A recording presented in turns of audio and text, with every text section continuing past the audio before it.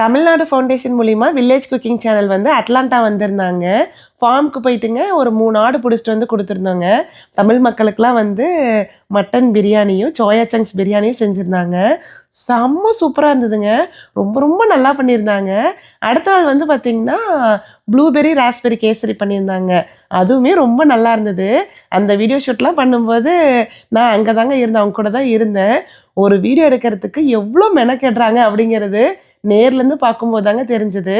அவங்களோட ஹார்ட் ஒர்க்குக்கு தகுந்த சக்ஸஸ் தாங்க ஏர்ன் பண்ணிட்டு இருக்கிறாங்க. So happy for தெம்ங்க.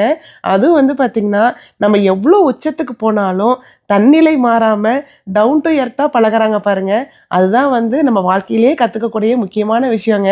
அது வந்து அவங்கக்கிட்ட நிறைய இருந்தது. எனக்கு வந்து 2 நாள் ஜேர்னி வந்து பார்த்திங்கன்னா, அவங்க கூட வந்து ரொம்ப ரொம்ப ஹாப்பியாக போச்சுங்க. உங்களுக்கு வந்து வில்லேஜ் குக்கிங் சேனல் கண்டிப்பாக பிடிக்குமான்னு சொல்லுங்கள். நான் அவங்களோட பிக்கெஸ்ட்டு ஃபேனுங்க.